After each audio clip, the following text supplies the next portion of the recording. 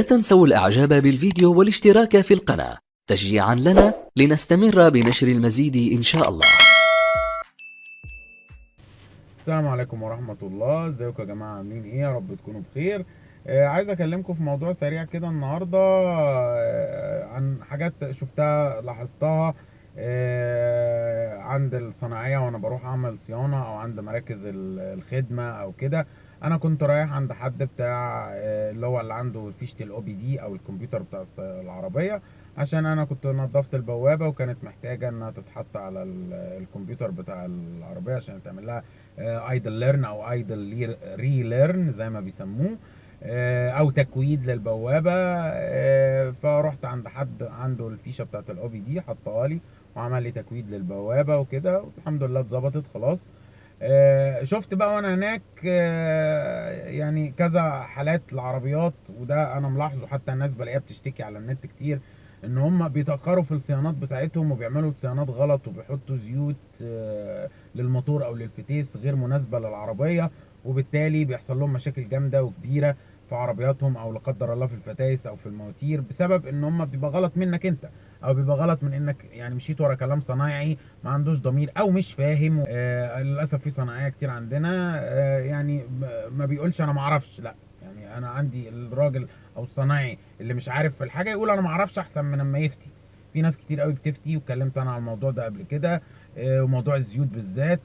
يقول لك مثلا العربيات التربو بيبقى فيها نسبه هدر في الزيت شويه، او بتاكل زيت زي ما بيقولوا، او الزيت بيتبخر شويه. معظم العربيات او المواتير التربو فيها اللقطه دي، ومن ماركات معينه بدون ذكر اسماء يعني.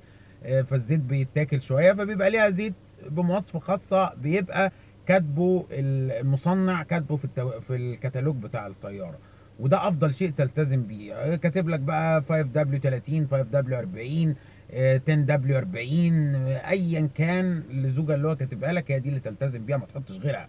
انما تقعد بقى تحط الصناعي بقى بيجي يقول لك انا شفت عربيه اوبل انسيجنيا من اللي هي الحلوه، الموديل عالي يعني، موديل يمكن 2020. الصنايعي نصح الراجل صاحب العربيه ان هو عشان تاكل الزيت ده، فقال له حط 20 50 زيت، اللي هو زيت معدني لا يصلح لاي عربيه من العربيات الموجوده خالص في السوق. ما ينفعش غير المواتير القديمه والمواتير الكربراتير والمواتير اللي عامله عمارات تقيله فيها مفوته شويه، هي دي اللي ينفع لها الزيت ده. انما الزيت المعدني ده ما ينفعش لاي عربيه من العربيات الزيرو الجديده، لازم تلتزم باللزوجه الموجوده في الكتالوج، مش اي حاجه تانية. وبيبقى حاطط لك هو الزوجه تنفع للمناطق الحاره والزوجه تنفع للمناطق البارده، هو دي اللي تلتزم بيها. انما الفتي بقى، وان هم الراجل ده راح قال له حط الزيت ده، الزيت ده طبعا ووسع الالسيلات الداخليه بتاعه الموتور، وتعب اللي هو التكيهات بتاعه الموتور، وخلى الموتور صوته عالي جدا. وبعد كده طبعا الراجل كان بيغير له الزيت النهارده، او رايح هو الراجل بالعربيه الاوبل الانسيجنيا، صوتها عامل زي صوت الجرار، وفيها طبعا وما بتسحبش، والموتور الزيت متاكل او ناشف او متبخر الزيت بقى، طبعا عشان كل ده عشان هو حط زيت بمواصفه غير اللي مكتوبه في الكتالوج. فطبعا الزيت غير مطابق للمواصفه، فضر الموتور ضرر كبير جدا، صوت الموتور عالي جدا.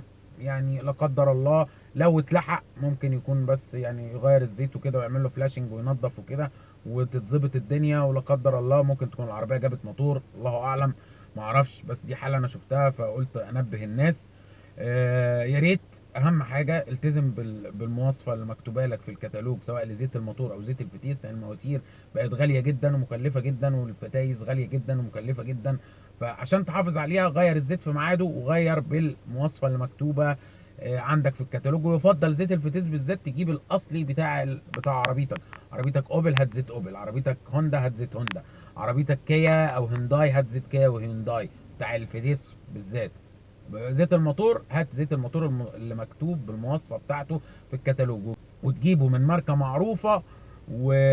ومن مكان موثوق فيه، عشان تتلافى اي اخطار ممكن تكون موجوده، زيت مغشوش بتاع، وعشان تقدر تظبط دنيتك، وعشان تقدر عربيتك تبقى ماشيه كويس، وتحافظ على موتورك، تحافظ على فتيسك. لان زي ما قلنا الحاجات دي بقت مكلفه جدا، نصيحه لوجه الله. وبرده زي ما قلت لكم نعمل صيانتنا في موعدها، نغير الزيوت والفلاتر والبوجات دي في موعدها، ونعمل الصيانات الوقائيه عشان ما تخش في تكلفه اكبر، ان انت تخش بقى في عمارات مواتير وفي مشاكل اكبر والكلام ده كله. يا ريت يعني. وانا كنت قايل قبل كده في فيديوهات قبل كده، قطع الغيار اللي ممكن تجيبها تقليد ما فيهاش مشكله، زي فلتر الهواء مثلا.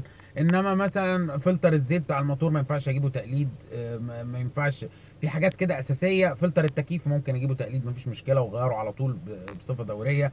انما الحاجات الاساسيه اللي بتبقى داخل الموتور او مثلا قطعه غيار يعني استهلاكيه، زي مثلا سير المجموعه، او لو عندك كذا سير.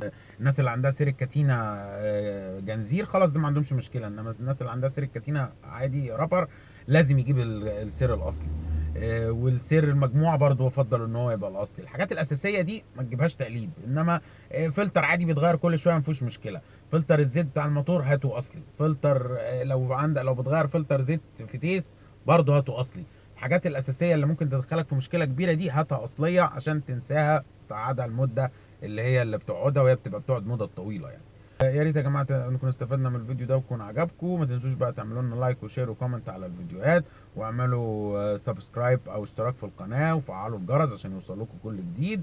ودعمونا شويه يا جماعه عن طريق اللايكات، واللي عايز يسال على حاجه يكتبها لي تحت الفيديو وانا هرد عليكم على طول. عشان برضو يعني تحمسوني كده واقدر انزل لكم فيديوهات افضل. وشكرا ليكم.